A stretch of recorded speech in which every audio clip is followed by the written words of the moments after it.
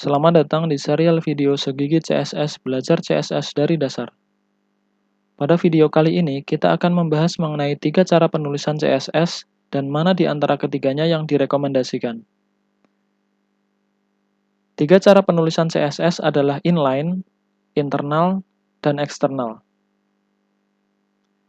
Inline adalah cara menulis CSS langsung di dalam tag elemen HTML. Kita tidak memerlukan selektor untuk menuliskan inline CSS, karena kita langsung menulis di dalam elemen yang kita inginkan. Cara penulisannya seperti ini. Jadi, CSS itu menjadi sebuah atribut elemen HTML dengan nama atribut style dan nilainya beragam sesuai dengan desain yang kita inginkan. Penulisan CSS dengan cara inline tidak direkomendasikan, karena kita harus menulis berulang kali sejumlah elemen HTML yang ingin kita desain. Jika proyek pembuatan website yang kita lakukan semakin besar, inline CSS akan menjadi hal yang sangat sulit untuk kita kelola, dan membuat proses perubahan desain menjadi hal yang mustahil untuk dilakukan dalam waktu singkat. Cara kedua adalah menulis CSS dengan cara internal.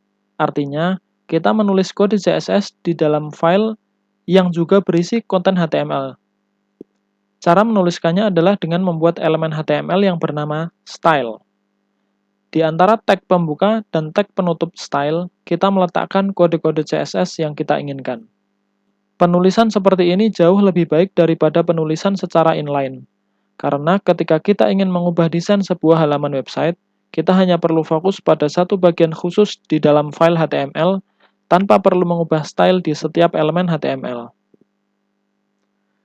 Namun di sisi lain, internal CSS akan merepotkan apabila website kita memiliki banyak halaman. Artinya, kita harus mengubah kode CSS pada tiap halaman website kita. Hal ini membuat proses penulisan dan perubahan CSS menjadi berulang. Meminjam istilah salah satu prinsip programming, yaitu DRY atau Don't Repeat Yourself, maka penulisan internal CSS menjadi hal yang harus kita hindari. Jadi metode yang paling tepat dalam menulis CSS adalah external CSS.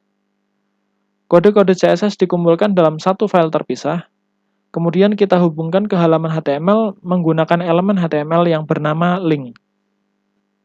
Kita akan menggunakan Visual Studio Code untuk membuat file HTML dan file CSS secara terpisah, kemudian menghubungkan keduanya menggunakan link.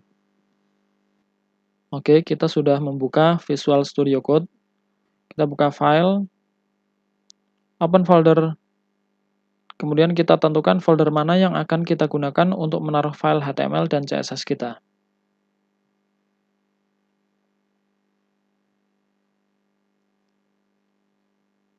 Kemudian kita akan buat file baru dengan nama index.html.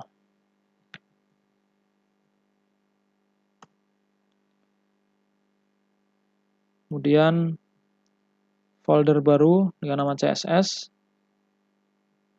Di dalamnya kita akan menaruh file CSS kita. Saya akan beri nama style.css. Oke. Kemudian kita isi dulu konten HTML-nya.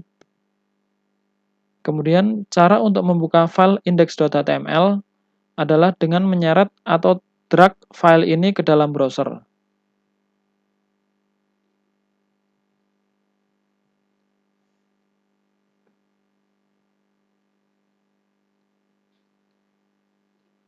Oke. Kemudian kita buka file style.css. Kita akan beri beberapa style. Font size 18 pixel. Color pagar 333. Line height 1,75. HTML adalah elemen terluar atau elemen induk sebuah halaman HTML.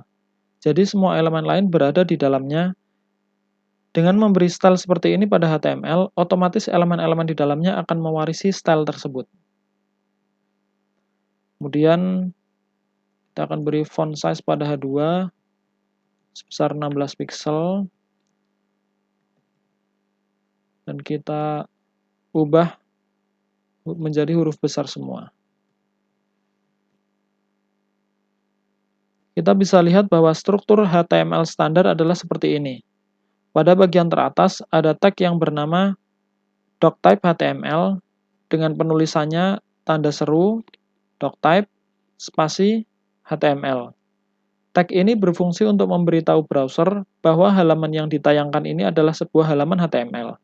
Kemudian ada elemen induk yaitu HTML.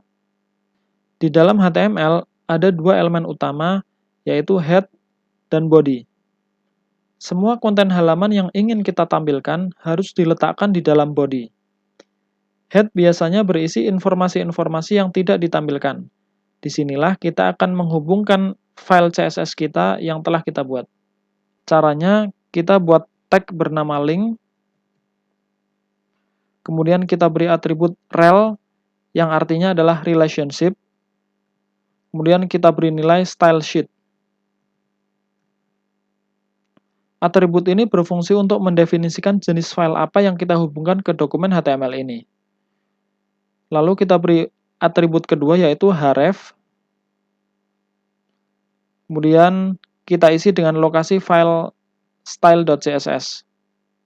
Karena file style.css kita terdapat dalam sebuah folder yang berada di tempat yang sama dengan file index.html ini, kita tulis css garis miring style.css. Link adalah salah satu elemen HTML yang bersifat self-closing tag. Jadi kita tidak perlu menuliskan tag penutup untuk elemen ini. Jangan lupa untuk menyimpan setiap perubahan yang kita lakukan dengan cara menekan Ctrl S. Kita coba buka browser, apakah kita telah berhasil menghubungkan eksternal CSS ke dalam indeks HTML kita. Dan ternyata sudah berhasil, kita bisa lihat tampilannya sudah berbeda dengan tampilan awal sebelum kita menulis CSS. Baik, cukup di sini pembahasan kita. Terima kasih telah menyimak video ini. Jangan lupa subscribe untuk mendapatkan notifikasi video baru dari channel ini. Sampai jumpa di video-video berikutnya.